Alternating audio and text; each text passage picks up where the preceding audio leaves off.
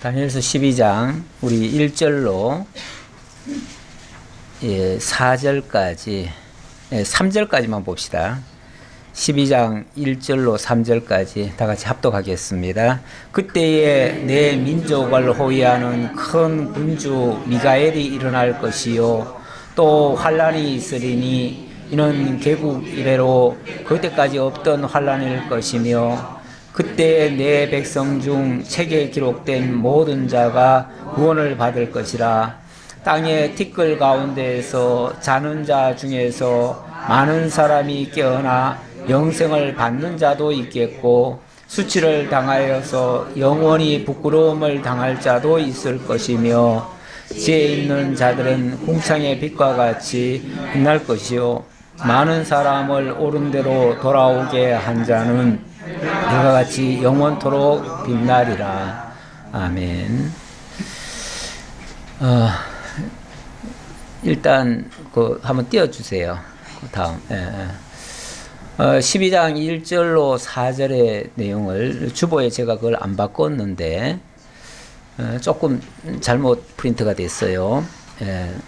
12장 1절로 4절은 미가엘이 일어나 사람들을 옳은 대로 돌아오게 한다는 그런 말씀이 되겠습니다. 많은 사람이 좋지 않은 상황에 놓였다는 뜻이겠죠. 많은 사람이 놓였는데 미가엘, 큰 군주 미가엘이 등장을 해서 그래서 많은 사람들을 옳은 대로 돌아오게 하더라. 그 말이죠. 이게 이제 마지막에 나오는 그런 말씀이 되겠습니다. 12장에서는 끝날에 있을 환란과 그 가운데서 펼쳐질 구원의 역사를 예언하고 있습니다. 그런데 구약 성경에서 우리가 조금 주의할 점, 이거는 계시의 이중성이 있다는 것을 우리가 잊지 말아야 되겠습니다. 다시 말하면 이중성이라는 것은 역사적으로도 분명히 있을 것이고요. 먼 미래에 또한 언약이 되기도 한다. 그 얘기예요. 그러니까 이 예언서의 특징인데요. 예언서는 1차적으로는 그 역사 가운데 분명히 있을 겁니다. 있을 것이고 궁극적으로는 장차 그리스도를 통해서 온전히 이루어질 것이다. 이렇게 그러니까 이중적으로 그걸 봐야 된다. 그 얘기죠. 그런데 이거를 만약에 역사적으로만 해석을 하고 끝내든지 아니면은 역사는 다 무시하고 먼 미래에 이루어질 것으로 그래서 영적으로 하든지 아니면은 이제 궁극적으로 이루어질 그 완성된 그것만 가지고 얘기를 하면 너무 껑충 띄워버리는 거죠. 그 과정 설명이 없는 거죠. 과정 설명이 없으면 황당하게 들립니다. 그렇죠. 황당하게 들리고 그렇게 해석하는 것은 올바른 해석이 되기가 어려워요. 왜 그러냐면 먼 미래로 해석을 해버리면은 먼 미래라고 하는 거는 솔직히 뭐 보이지도 않고 역사적으로 증명도 안 되고 그러니까 자기 풀고 싶은 대로 다 풀 수가 있어요. 뭐 미래는 앞으로 이렇게 될 거다라고 얘기해 버리니까 그거는 자기 풀고 싶은 대로 다 풀 수 있는데 자칫하면 이걸 악용할 수가 있어요. 특히 이렇게 많이 악용하는 자들 중에는 이단들이 많습니다. 이단들이 이 다니엘서도 신약에서는 요한계시록이 이제 계시의 말씀인데 예언서라고 하는데 구약에서는 물론 구약에서도 다른 데도 많이 예언서가 있지만은 특별히 이 다니엘서가 마치 신약 성경의 요한계시록 같은 성경으로 이해를 합니다. 그래서 심지어는 다니엘서와 요한계시록을 같이 묶어가지고 서로 이렇게 막 같이 짜집기 하듯이 이렇게 해석을 하는 경향도 있어요.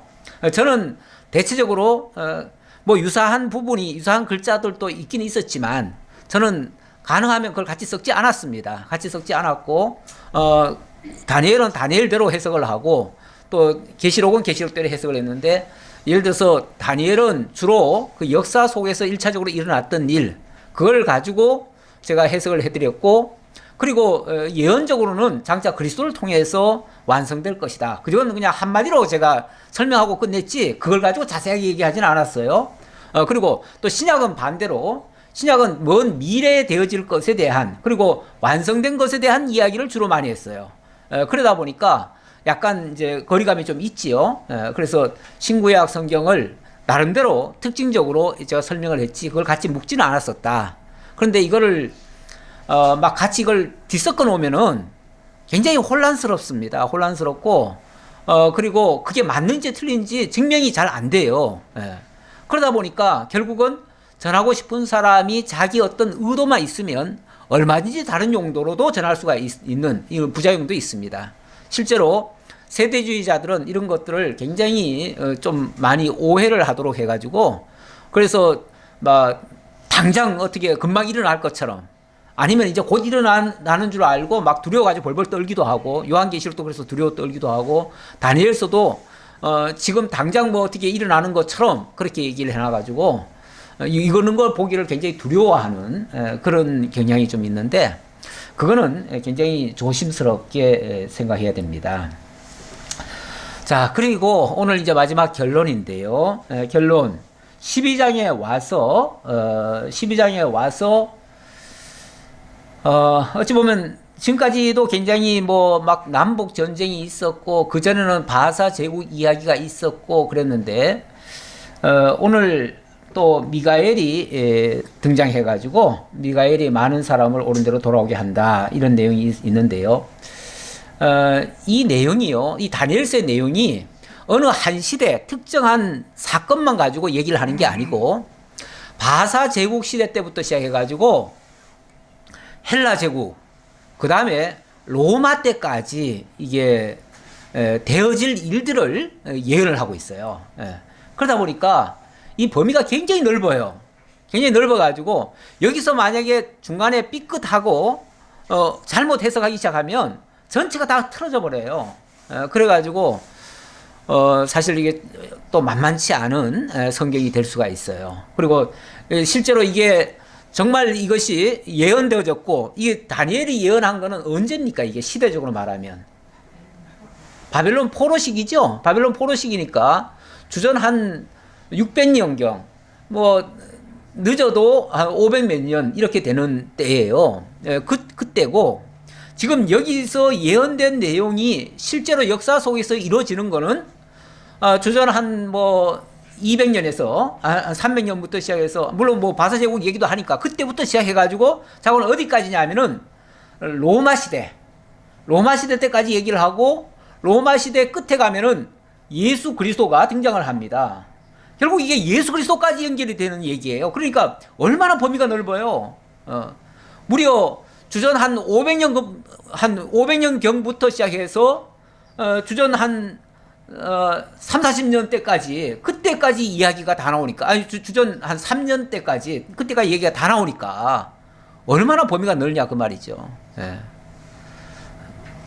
그래서 이거를 그 시대적으로 제대로 적용을 안 시켜주면 완전히 이거는 뭐 엉망이 돼버려요. 이게 도대체 연결이 안 되고 이해가 될 수가 없는 성경이에요. 그래서 이런 것들에 대한, 다시 말하면 역사적 그 배경을 이해하지 못하는 사람들은 솔직히 이거 설명하기조차도 힘듭니다. 이거 강론하기가 힘들어요. 그러다 보니까 보통 개혁교회, 우리도 개혁교회에 속해 있지만은 이 개혁교회 쪽에서는 대부분 이걸 그냥 예언이라기보다는 교훈으로 그냥 증거하고 맙니다. 교훈. 그래서 오늘 말씀도, 예를 들면 오늘 말씀에 보면은 뭐 땅의 티끌 가운데서 자는 자들이 많고 그들이 깨어나서 뭐 그들을 이렇게 하는 자들은 정말 복 있는 자들이다. 뭐 많은 사람 옳은 대로 돌아오게 한 자는 별과 같이 영생토록 빛날 것이다. 그러니까 우리 전도 많이 해가지고 많은 사람 옳은 대로 돌아오게 하면 우리 복 받는다. 이 정도로 이제 교훈하고 끝나는 거죠. 그 역사적으로 무슨 일이 있었는지는 알 바가 아니에요. 그냥 오늘날 우리가 이렇게 많은 사람을 옳은 대로 돌아오게 하면 복 받는다. 여기다 이제 초점을 맞춰지는 거예요. 그렇게 되어지면 역사적 내용은 전혀 해석이 안 된 거예요. 그렇게 되어지면 이 말씀이, 예언의 말씀이 실제로 성취됐는지 안 됐는지를 알 수가 없어요. 그게 알 수가 없으면 하나님이 약속대로 이루시는 여호와신지 아닌지를 우리가 확인이 안 돼요. 그래서 그것까지를 설명드리는 것이 맞다라고 설명을 드리겠습니다. 자, 일단 오늘 그때에 이렇게 얘기를 했습니다. 그때에 내 민족을 호위하는 큰 군주 미가엘이 일어날 것이요. 큰 군주 미가엘이 일어날 것인데 바로 그때에 이런 일이 있을 것이다. 또 환란이 있으리니, 큰 군주 미가엘이 왜 일어나냐 하면 큰 환란이 있었기 때문에 큰 군주 미가엘이 일어난다. 그 소리거든요. 예. 자, 큰 군주 미가엘이 일어나는데 이는 개국 이래로 그때까지 없던 환란일 것이며 그때 내 백성 중에 기록된 모든 자가 구원을 받을 것이라. 그때 엄청난 구원의 역사가 있을 것이다. 많은 환란이 있고 그 환란 중에서 큰 구원의 역사가 있을 것이다. 그런데 그 구원의 중심에 누가 있냐면 큰 군주 미가엘이 있을 것이다. 그 얘기예요. 근데 이걸 이제 영적으로 해석하기 시작하면은 뭐 큰 군주는 뭐 미가엘이고 미가엘은 하늘 천사장 이름이니까 그러면은 뭐 아마 천사가 무슨 역사를 한다는가 보다 이 정도로 얘기를 해가지고 영적으로 또 해석하기 쉬운데 그건 아니고요. 여기 그때는 앞서 11장에서 많이 언급했던 헬라 시대 디아도코이 시절이라고 합니다. 제가 오늘 주보에는 디아도코이 시절에 그 북수리아라고도 하고 북시리아 왕조와 셀루쿠스 왕조와 남쪽 이집트의 프톨레미 왕조 그 두 왕조의 역대 왕들을 저희가 쭉 적어놨어요. 적어놨는데 요거는 11장의 배경입니다. 11장이 이러한 왕들의 이야기로 점철되어 있는 내용이에요. 양 왕들이 서로 이렇게 싸우는 거예요. 싸우는데 거기에 등장하는 인물들입니다.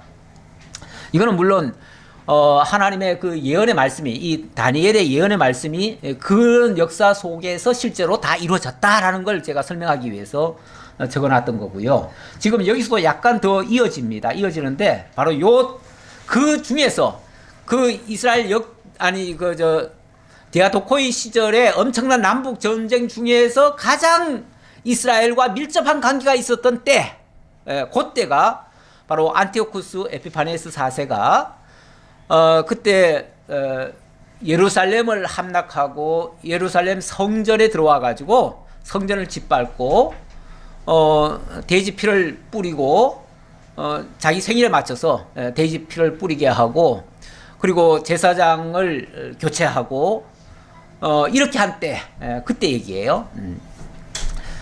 이게 이스라엘 입장에서는요 가장 큰 모독입니다. 엄청난 아니 뭐 전쟁에서 끌려간 것보다도 어떤 면에서 더 치욕적이고 더 고통스러운 그래서 개국 이래 가장 최악의 시절이다 이렇게 지금 표현하는 거예요. 개국 이래 가장 큰 환란이 있을 것이다 라는 말이 바로 요때를 두고 한 말이다 그 말이죠. 이스라엘 역사 속에서 가장 치욕적으로 아니 차라리 그냥 성전을 확 부셔버리면은 바벨론 때는 부셔버렸잖아요. 부셔버렸을 때는 그렇게 치욕적으로 느끼지는 않아요. 그건 힘이 모자라서 우리가 졌다 그 정도 생각하죠. 근데 이거는 성전은 가만히 내버려두고 성전 안에다가 제우스 신전을 갖다가 들여놨어요. 그리고 자기를 그 제우스 신과 동급화하고 그리고는 거기다가 자기가 돼지를 좋아하니까 돼지 피를 갖다가 제물로 바치게 한 거예요. 자기 생일에 맞춰가지고 그 25일이 자기 생일이래요. 그래가지고 그날에 맞춰서 그렇게 자기한테 쉽게 말하면 제사 드려라 이런 식이에요. 거기다가 십계명을 완전히 정반대로 뒤바꿔가지고 그렇게 지키도록 하고 견딜 수가 없는 거죠. 견딜 수가 없어요. 개국 이래로 그때까지 없는 환란이었다. 그런데 그리고 나서 사실은 뭐 1260일 또 1390일 뭐 이렇게 지나갑니다. 지나가고 그 다음에 그때 내 백성 중 책에 기록된 모든 자가 구원을 받을 것이라 이런 얘기예요. 그러니까 이게 주전 167년 12월 원래 16일인데요. 16일인데 그때부터 시작해가지고 큰 환란을 당하게 됩니다. 당하게 되는데 너무 이렇게 급격하게 모독하는 사건이 발생하니까 유대인들로서는 견딜 수가 없어요. 그래서 노 제사장 마따디아스가 봉기를 하게 됩니다. 그래서 성전에 들어와 가지고 그 가짜 제사장이 사람을 죽입니다. 그냥 칼을 뽑아 가지고 쳐버려요. 죽이고 그리고 그 수리아에서 파송한 사람도 죽여요. 그리고는 산으로 도망을 가죠. 도망가 가지고 그때부터 전쟁을 하게 되어집니다. 그러다가 마타디아스는 한 1년 만에 죽습니다. 죽었는데 거기서 끝난 게 아니고 그의 아들 마카비죠. 마카비가 군대를 조직합니다. 군대를 조직해서 본격적으로 이제 소극적으로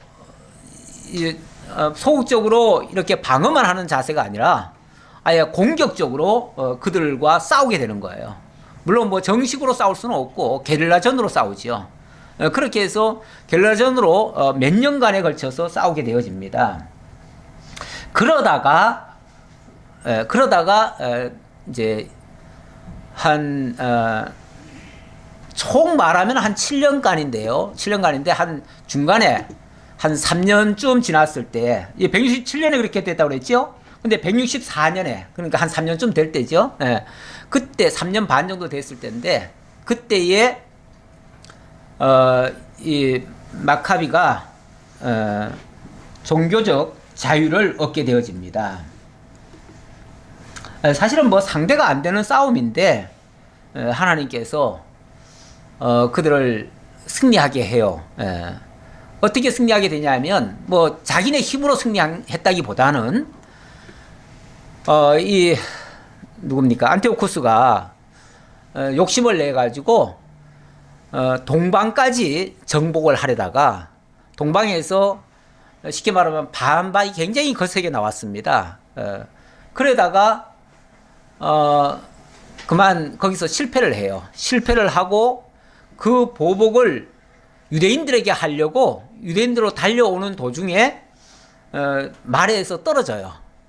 떨어졌다가 그만 뼈가 으스러지고 그리고 나서 막 온몸에 구더기가 나올 정도로 그렇게 아주 심각한 중병이 됐다고 그래요. 그래서 거의 죽게 되니까 자기 아들을 한테 이제 대를 물려준다고 유언을 써놓고는, 그리고 내가 아무래도 너무 너무 잘못해서 그런가 보다 해서 사람이 죽을 때쯤 되면 약간 정신이 돌아와요. 그래가지고 약간 회개하는 마음이 있는데, 그래서 유대인들에게 쉽게 말하면 하해를 신청하는 거예요. 내가 그동안 너희들한테 너무 잘못한 것 같은데 이제 너희들에게 자유를 주겠다. 종교적 자유를 주는 거죠.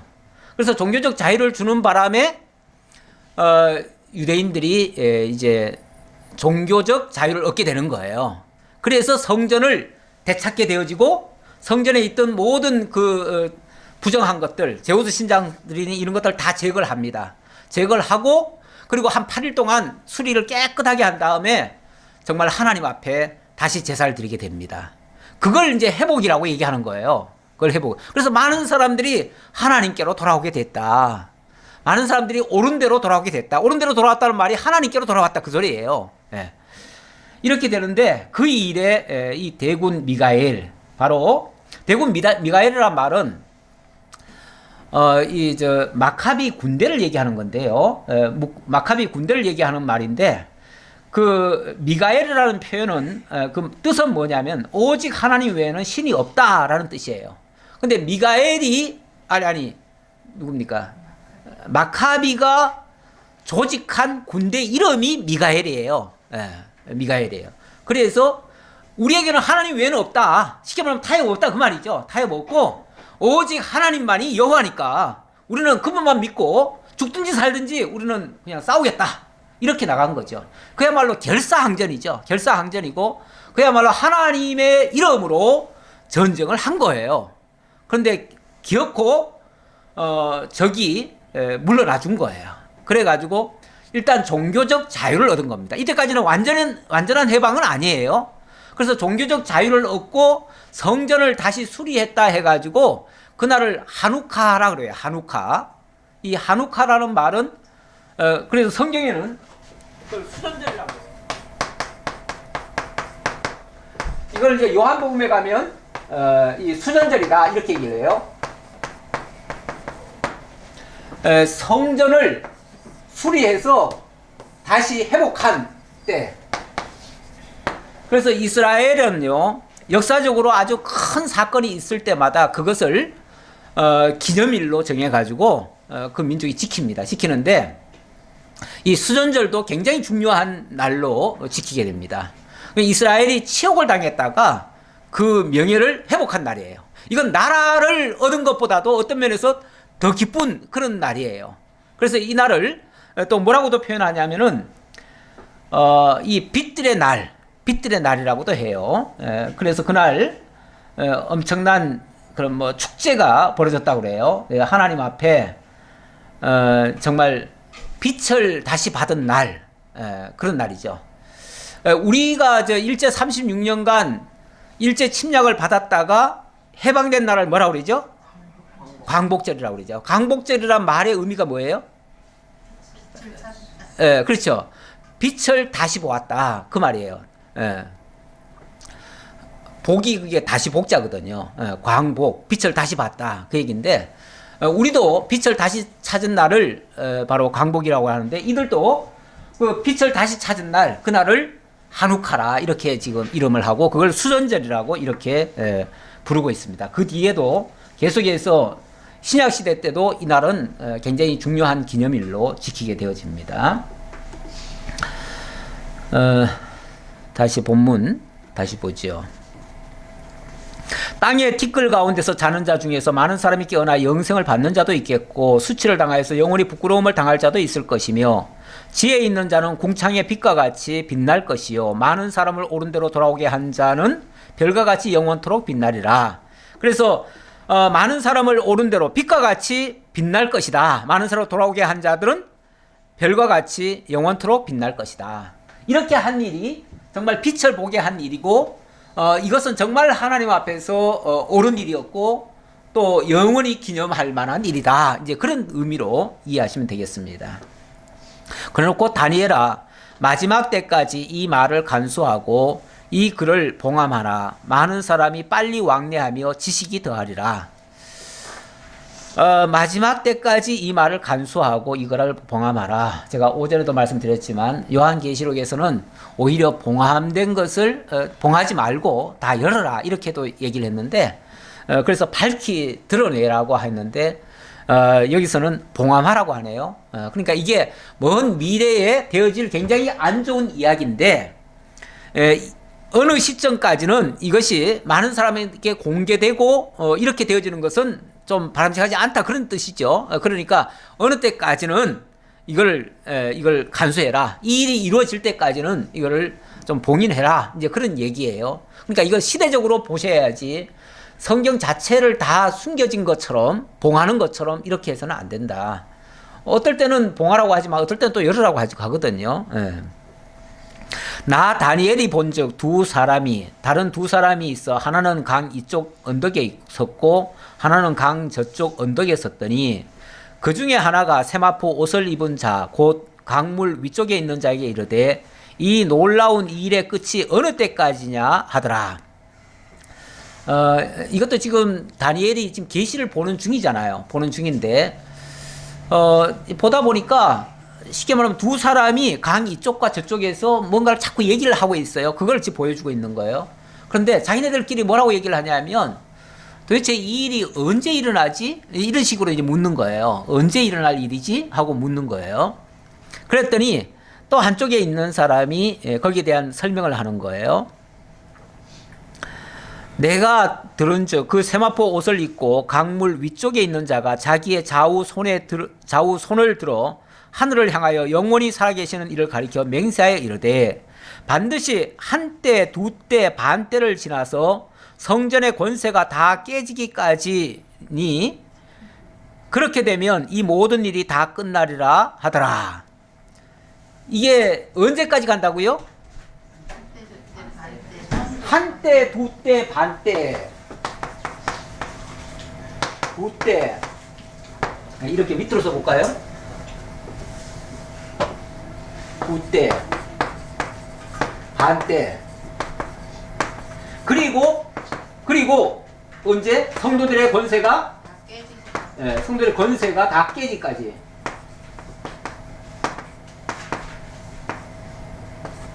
권세가 다 깨지기까지 갈 거다.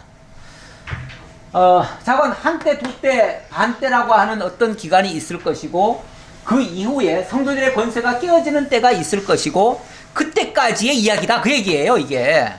그러니까 이 다니엘이 얼마나 범위가 넓다는 걸 지금 얘기하고 있는 중이에요. 이게 언제까지 되는 얘기냐? 이걸 봉함하라고 그랬는데 언제까지 이게 되는 일이냐라고 하니까 이때까지다라고 답변을 하는 거예요. 근데 제가 이 한때, 두때, 반때에 대한 해석은 했죠? 했어요. 언제쯤 했을까요? 그거 다 어떻게 기억해요? 7장에서 했어요. 7장에서. 7장에서 했어요. 7장에서 했고 8장, 9장, 10장, 11장, 12장. 근데 아마 제가 이렇게 얘기했을 거예요. 7장의 해석은 여기까지, 8장의 해석은 여기까지, 9장의 해석은 여기까지. 다시 말하면 7장에 예언된 거는 12장에 가서 이루어질 것이고 8장에 얘기된 거는 예언된 거는 11장에 가서 예언될 것이고 9장에서 예언된 거는 10장에서 이루어질 것이다. 아니 왜 이게 차례대로 안 되고 이렇게 될까? 이게 차례죠. 이게 차례예요. 그러니까 차례를 우리식의 차례로 보지 말고 먼 미래에 될 거를 먼저 얘기하더라 그 말이죠. 사실 우리 성경을 보면 가만히 보면은 창세기의 예언의 말씀이 어디 출애굽기에 가서 이루어질 말씀으로 예언하나요? 대부분? 창세기에 예언된 것이요. 창세기 1장에 예언된 것이 영원한, 다시 말하면 요한계시록 끝에 가서 이루어질 것을 먼저 뭐해요? 예언하고 있어요. 그리고 예를 들어서 아브라함에게 예언하고 그 다음에 이스라엘 야곱에게 예언하잖아요. 야곱에게 예언하는 거는 언제 이루어지죠?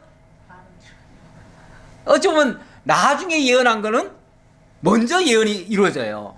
그게 이스라엘 역사, 구약 역사 아니에요. 그렇죠? 그러니까 노아 때 예언된 거는 이 세상 지구 끝날까지고요. 저 아담에게 예언된 것들은 영원한 천국, 천년왕국에서 이루어질 것을까지 얘기를 하고 있고요. 이렇게 먼저 예언된 거는 저 끝으로 가고 나중에 예언된 거는 곧바로 이루어질 거고, 그러니까 어느 게 먼저 예언됐다고 해가지고 그게 먼저 이루어지는 이 사건이 아니다 그 말이에요. 이게 어찌 보면 성경의 하나의 원리 같아요. 어떤 하나의 폼인데 이렇게 돼요. 근데 이때 예언된 게 7장에 예언된 게 뭐냐면 바로 한때, 두때, 반때였어요. 그리고 이게 이제 쉽게 말하면 이게 로마 시대 때 이루어질 얘기다 그 말이에요. 로마 시대 때 한때, 두때, 반때. 그 다음에는 뭐죠? 그 다음에 2300주야 예언이 되어 있었어요. 근데 2300주야는 이건 언제 이루어질 거냐면은 이건 헬라 시대 때.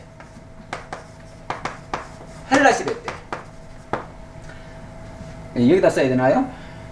이건 이제 한때 두때 맞대고, 그 다음에 9장에서부터 여기까지 하는 건 70일에. 70일은 어쩌면 좀 짧은 얘기 같죠? 근데 70일에 예언이 되었었는데, 이 70일의 예언은 바사 제국 시대 때. 이거 바사 제국. 요렇게 이루어져요. 그러니까 요런 관계를 우리가 먼저 알고 이 부분을 보셔야 이것도 헷갈리지 않는다. 서로 섞으면 안 된다, 이것도. 섞으면 안 되고, 역사적으로 나눠서 이걸 이해를 하셔야 이해가 된다. 근데 지금 어쨌든 로마 시대 때 예언된 거는 지금 여기 12장에 와서 성취될 것이다.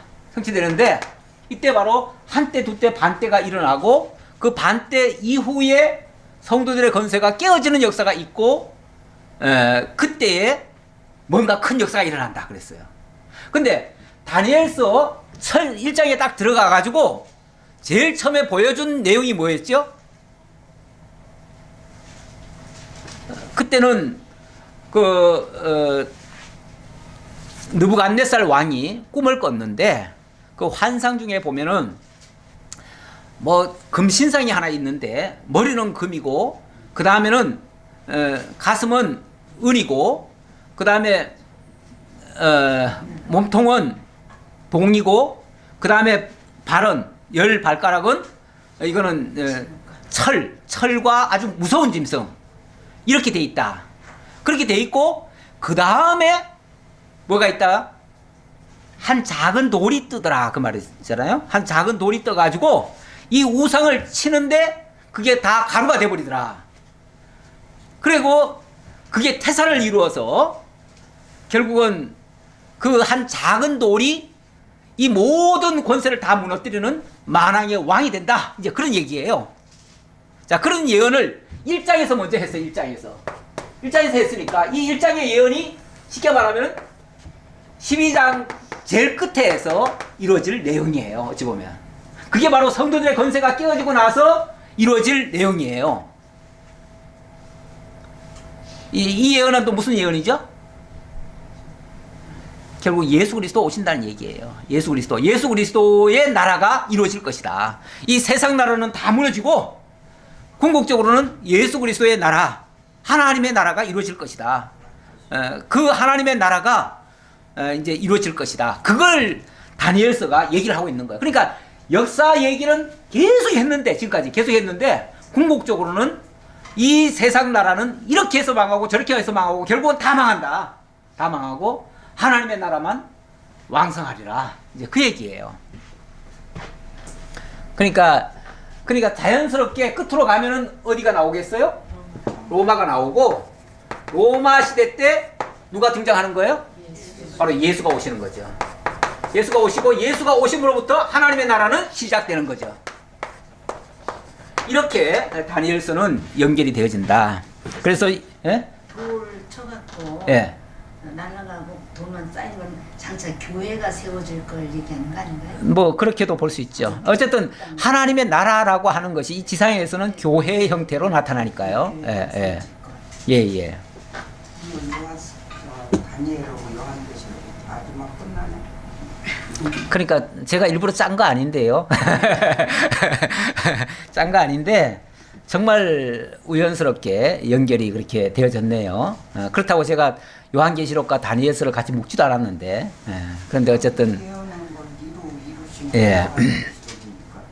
자, 그러면은 이제 이 한때 두때 반때 요거 얘기를 좀 안 할 수가 없죠. 예. 왜냐하면 또 한때 두때 반때 얘기가 또 나왔으니까. 물론 뭐 7장에서 제가 설명을 드렸습니다만은 요 얘기를 제가 조금 더 하도록 하겠습니다. 오늘 얘기는 그게 주니까요. 그게 주.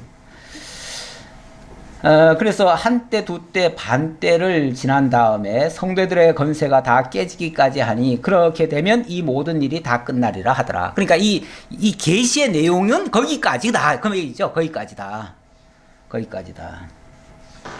그런데 내가 듣고도 깨닫지 못한지라 내가 이르되 내 주여 이 모든 일의 결국이 어떠하겠나이까 하니 그가 이르되 다니엘아 갈지어다 이 일은 마지막 때까지 간수하고 봉함할 것임이니라. 여기 다시 또 봉함하라는 얘기가 나오네요. 도대체 다니엘이 궁금해 죽겠어요.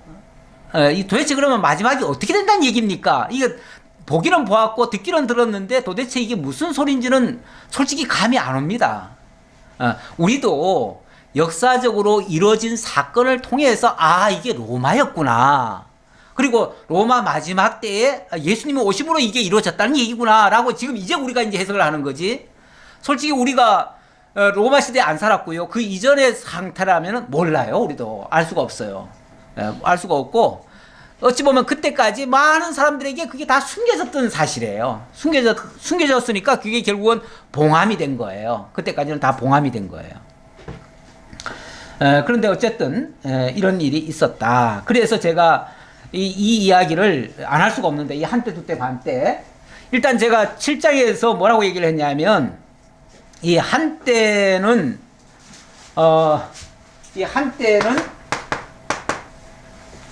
유다가 독립을 했지만은 나중에 나라를 잃게 됩니다. 왜 잃게 되냐면은 이두메 사람 안티파터가 유대국을 점령을 하게 되어져요. 그러니까 유대국의 공식 왕이 이두메 사람이 되는 거예요. 근데 안티파터는 사실은 왕은 아니고 총독입니다. 로마 총독. 그리고 두 때는 이 안티파터의 두 아들이 있어요. 안티파트와 이제 그다음에 헤롯이 되죠. 헤롯. 그다음에 이제 헤롯의 두 아들이 있어요. 두 아들이 나라를 나눕니다. 나눠가지고 분봉왕이 되어져요. 그래서 분봉왕으로 나눠가지고 두 때를 지나게 되고요.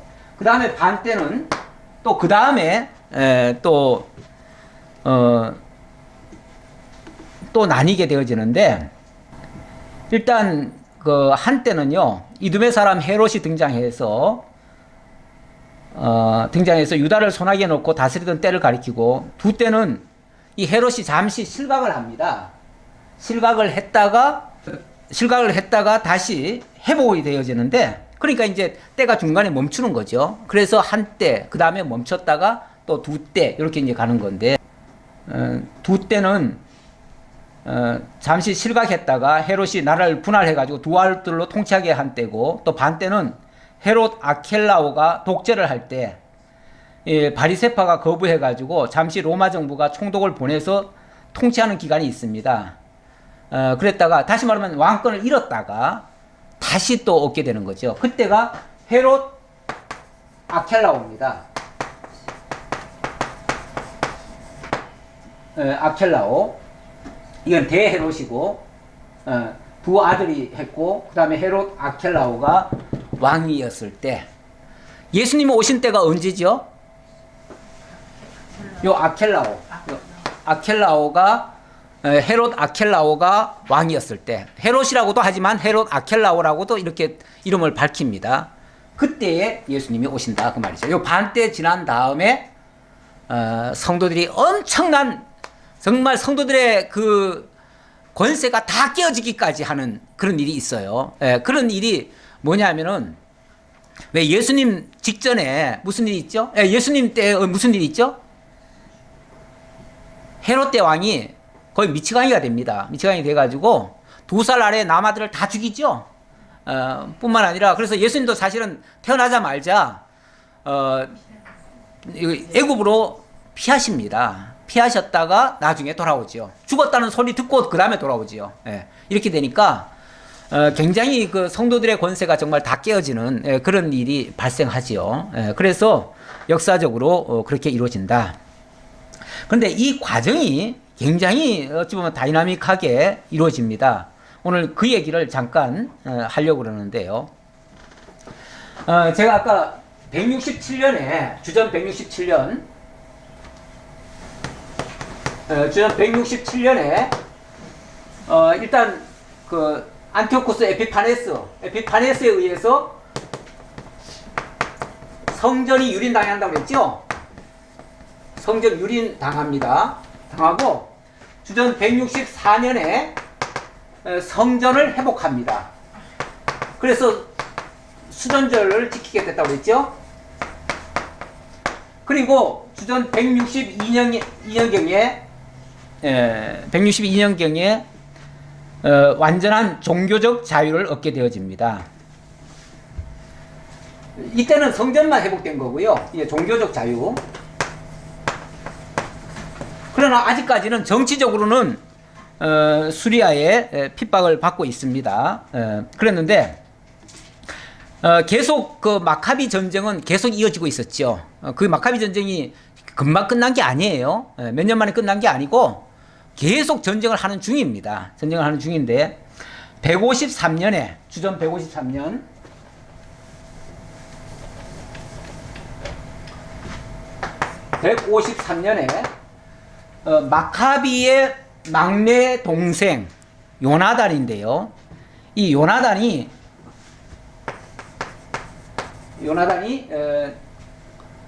대제사장이 됩니다.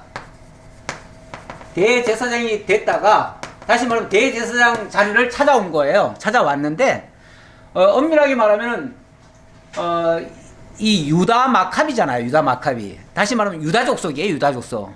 유다 족속이 대제사장이 될 수 있나요? 원래는 되면 안 되죠. 되면 안 되죠. 안 되는데 어쨌든 대제사장이 됩니다.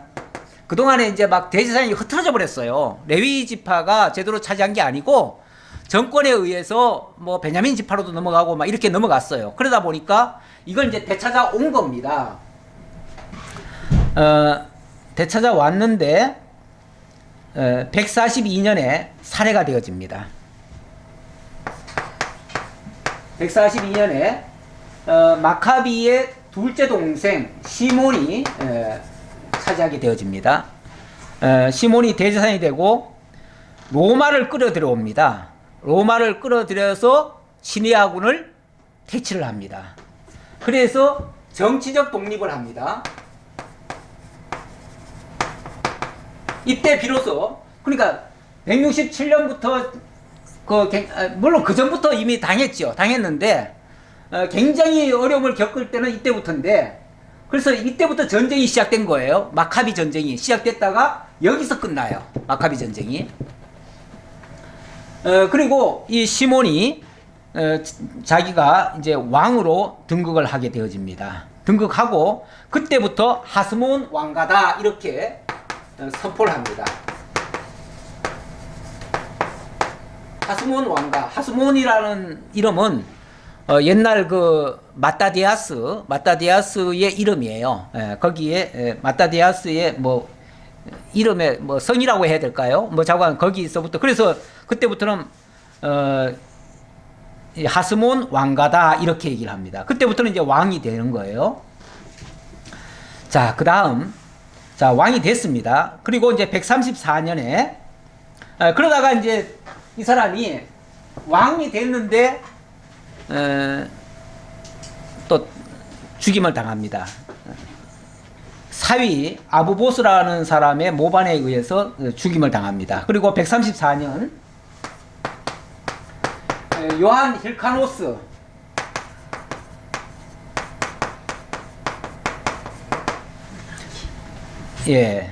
요한 힐카누스가 이제 왕이 됐는데, 이 사람은 굉장히 야망이 컸던 사람 같아요. 이 사람이 여기서 만족한 게 아니라 기왕 우리가 나라를 회복한 김에 그동안 주변에 있던 나라들 다 집어삼키자 해가지고 북쪽 사마리아를 점령을 하고 또 남쪽으로는 에돔을 점령을 합니다. 그때 이두메를 점령을 해요. 이두메는 이제 원래 에돔 족속 아닙니까? 예.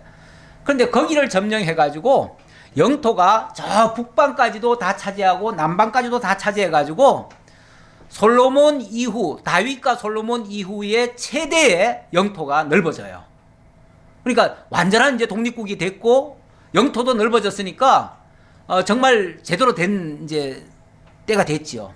그런데 이 사람이 이렇게 잘 해놓고 뭘 했냐면 아주 강압적으로 다스리기 시작했어요. 그리고 특히 이방 민족들에게 강제로 할례를 시켰어요. 그리고 무조건 다 유대교를 믿어라.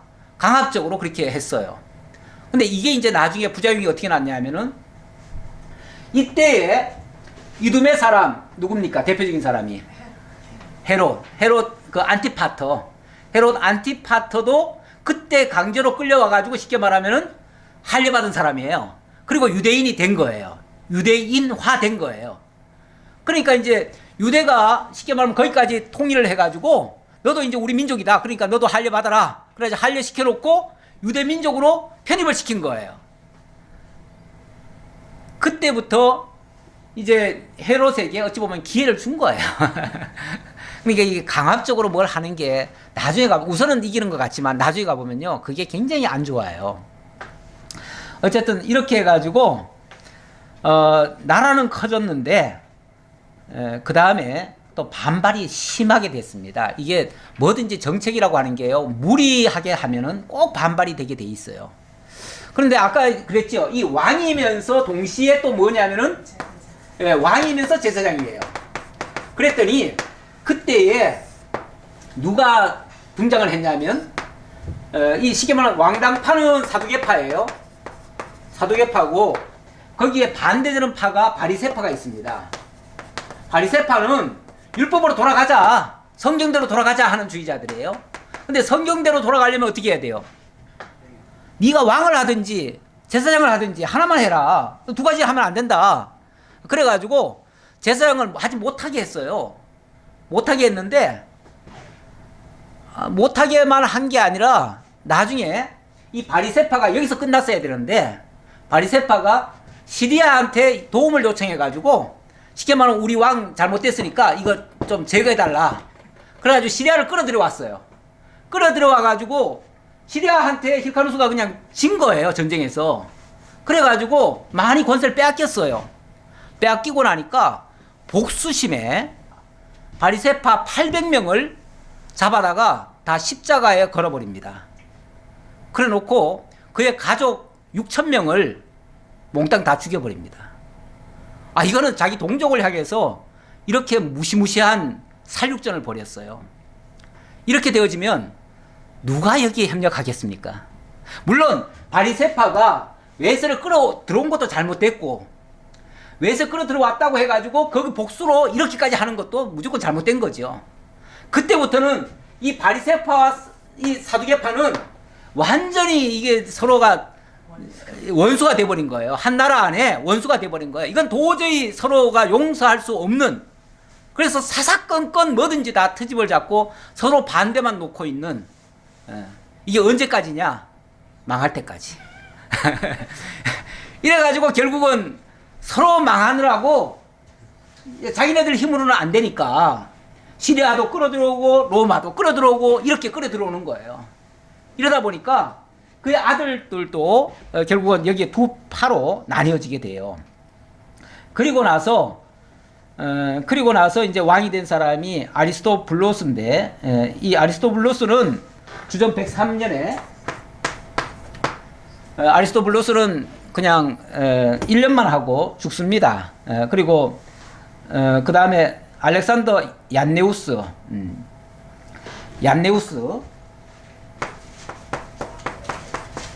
이 얀네우스 때는요, 사두개파와 바리세파 간의 싸움이 내전이죠, 내전. 내전이 무려 6년간이나 일어납니다. 6년간이나 일어나니까 뭐 패할 대로 패하는 거죠. 세패하는 거죠.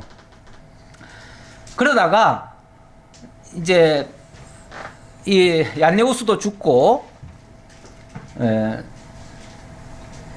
얀네우스가 그렇게 학살을 했네요. 얀네우스가 죽고 그의 부인 살로메 알렉산드리아라는 사람이 있었는데 그 부인이 좀 다스리게 됩니다. 그러니까 복잡하죠. 복잡해요. 성도의 권세가 깨지는. 76년, 주전 76년입니다. 살로메 부인이 이제 남편이 죽으니까 부인이 왕이 돼요. 왕이 돼가지고 다스리다가 자기 아들 아리스토블루스가 형 힐카노스의 권세를 빼앗습니다. 근데 그 빼앗게 되는 동기가 뭐냐면 이 살로메가 힐카노스한테 제사장직을 줘요. 힐카노스한테 제사장직을 주고, 그러니까 왕은 이제 엄마고, 쉽게 말하면 엄마가 왕이고 자기 아들 힐카노스에게 제사장을 주니까 여기에 시기를 느낀 아리스토블루스 2세가 저걸 내가 빼앗아야 되겠다 하는데 자기 힘으로는 안 돼요. 안 되니까 누굴 끌어들여오냐면은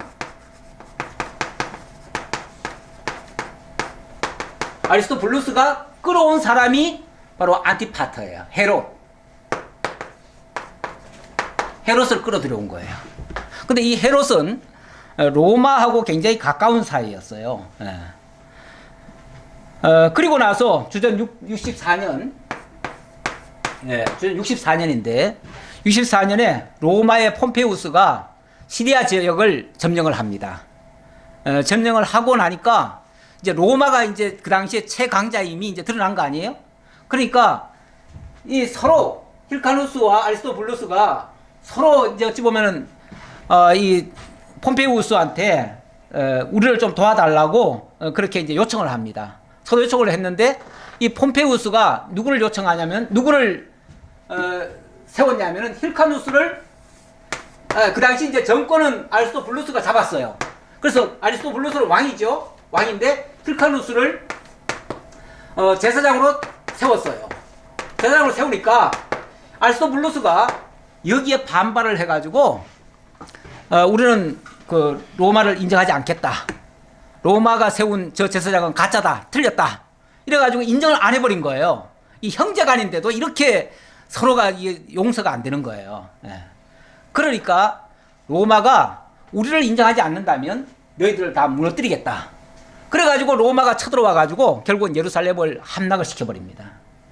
그래서 아리스토블루스가 결국은 패하고, 그래서 주전 63년에 예루살렘은 함락이 되어집니다. 자, 함락이 되어지고 그 다음에 어떻게 했겠어요? 예. 그 다음에 이제 로마의 가이사 황제가 63년에 가이사 황제가 안티파트를 유다 총독으로 보내게 됩니다. 이제 하스몬 왕국이 이제 끝난 거예요. 거기서 끝난 거예요. 그래서 63년까지 그러니까 142년에 이때 이제 왕조가 시작됐는데, 하스몬 왕조가 시작됐는데 63년에 끝난 거예요. 결국은 끝난 거는 자기들끼리 싸우다가 결국은 자기네들끼리만 싸우는 게, 싸우려면 그냥 끝까지 자기네들끼리만 싸워야 되는데 또 외세를 끌어들여오잖아요. 외세를 끌어들여오면 그 외세에 의해서 이제 멸망을 당하는 거예요. 항상 그래요. 우리 역사가 어느 나라든지 그래요. 외세를 끌어들여오면 그 나라에 의해서 결국은 망해요. 그래서 싸우더라도 우리끼리 싸워야지, 밖에까지 알려가지고 밖에 사람들 끌어들여가지고 뭐 어떻게 해보겠다고 하면 같이 다 망하는 거예요. 이렇게 해가지고 이 대헤롯이 결국은 유다를 점령하게 됐다. 그런데 유대인들이 이 헤롯을요 되게 좋아했어요. 왜 그랬을까요? 하도 악독하게 해가지고 이 유다 왕조가, 이 하스몬 왕가가 너무 악독하게 해가지고, 그랬잖아요. 막 바리새파들 800명이나 죽이고 6,000명까지 죽였다고 했잖아요. 이런 식으로까지. 그 십자가형에다가 800명 매달았다는 건요, 이거는 너무 끔찍한 거예요. 이거는 차라리 죽이면은요, 바로 죽이면은 고통은 덜해요. 근데 십자가형은요, 심하면은 한 일주일간 갑니다. 일주일 동안 고통을 다 느껴야 돼요. 근데 사람이 이렇게 잔인해요. 그것도 동족이. 그것도 바리새파라 그러면은 어쨌든 성경대로 하겠다고 한 사람들 뿐인데, 그 잘못 뿐인데, 물론 정치적으로는 외세를 끌어들여온 잘못도 있긴 있어요. 있지만은 어쨌든 그래도 잘못됐다는 거 지적하고 그러지 말자고 한 건 뿐인데 그걸 그렇게 복수를 합니까? 네. 이렇게 해서 결국은 역사는 이제 유대 왕조는 끝이 나요. 그리고 성도들의 건세도 많이 끼어지죠. 네. 그 다음 많은 사람이 연단을 받아 스스로 정결하게 하며 희귀할 것이나 악한 사람은 악을 행하리니 악한 자는 아무것도 깨닫지 못하되 오직 지혜 있는 자는 깨달으리라. 오늘 오전에 말씀에도 악한 자는 악한 대로 살게 내버려 두고 거룩한 자는 거룩하게 하라 이렇게 얘기했는데, 악한 자와 거룩한 자, 의로운 자와 불의한 자는 하나님의 말씀을 깨닫는 자고 깨닫지 못하는 자의 차이예요. 깨닫는 자는 또 다른 말로 지혜자라고도 얘기하고, 지혜자는 정말 빛과 같이 빛날 것이지만 그렇지 못한 자들은 결국은 이 구렁텅이 속에서 결국 멸망을 당하고 말 것이다, 이런 얘기죠. 매일 드리는 제사를 폐하며 멸망하게 할 가증한 것을 세울 때부터 1290일을 지날 것이요 기다려서 1335일까지 이르는 사람은 그 사람은 복이 있으리라. 이 말은 제가 1220일, 1350일, 그거는 제가 헬라 시대 때 얘기를 한다고 말씀드렸어요. 그래서 아까 헬라 시대 때 그 안티오코스 에피파네스의 그런 어떤 엄청난 뭐라고 할까요? 환란. 그 환란이 이 성전 회복으로 끝났다. 그래서 종교적 자유를 얻게 될 것이다. 그런 자들에 대한 이야기고요. 그리고 너는 가서 마지막을 기다리라. 이는 내가 평안히 쉬다가 끝날에는 내 몫을 누릴 것입니다. 세상은 정말 복잡하게 어렵게 힘들게 이렇게 만들어져 갑니다. 지나놓고 보면 그 모든 것이 하나님의 역사를 이루기 위해서 되어지는 일들이에요. 그러나 세상 역사는 그럴지언정 우리 개개인의 삶은 하나님 앞에서 또 개개인의 삶입니다. 세상이 어렵다고 해가지고 우리도 같이 거기에 휘말려가지고 같이 거기에 싸우고 이러면은 같이 고통받겠죠. 그런데 하나님께서 하나님의 말씀을 깨닫는 자에게는 개별적으로 세상을 뭐 어떻게 난리가 나든 간에 개별적으로 하나님 앞에 평안히 쉬다가 끝날에는 내 몫을 누릴 것이다. 우리 각자는 평안히 쉬다가 끝날에 하나님께서 약속하신 그 복에 참여하게 될 것이다. 그런 말씀이죠. 우리 신앙은요, 물론 우리가 사는 이 나라가 잘 되고 이 세상이 평안하고 모든 사람들이 다 잘 되면 좋겠어요. 그걸 우리가 이 사는 동안은 당연히 그렇게 구해야 되겠고 그렇게 힘을 써야 되겠지만 궁극적으로는 우리가 하나님 앞에 설 때는요, 이 세상이 없습니다. 부모 형제까지도 없습니다. 그때는 정말 나와 하나님 사이입니다. 내가 하나님 앞에 어떻게 설 거냐, 이게 가장 중요한 거예요. 그래서 세상 것에 너무 휘말리는 거, 이거는 옳지 않습니다. 정말 어찌 보면 하스몬 왕과 유대 나라가 세워지고 그 과정에서 정말 훌륭한 일도 많이 했지만은 또 한편으로 생각하면 결국은 자멸의 길을 갈 수밖에 없도록 그렇게 파괴적인 행동까지도 많이 했어요. 이런 것들이 무엇 때문인가? 하나님의 뜻을 알지 못한 채 자기들의 어떤 야망을 채우기 위한 수단으로 사용했기 때문에 그런 현상이 발생한 거예요. 세상 것 때문에 우리가 너무 휘둘리다 보면 우리도 그런 꼴을 당할 수도 있습니다. 그래서 우리가 하나님 앞에서의 자세를 잃지 말고 세상 것에 너무 휘둘리지 않는 그런 것이 지혜롭고 현명한 자세라고 보여집니다. 지금도 세상이 참 요란스럽습니다. 어찌 보면 대한민국 형편도 사실 이런 말씀 준비하면서 대한민국을 보면 때로는 한심스러울 때가 있어요. 너무 국론도 분열되는 것 같기도 하고 그걸 어떤 수단 방법 안 가리고 목적만 달성하기 위해서 뭐 그냥 동족들을 다 원수시하는 거, 이것도 굉장히 잘못됐고요.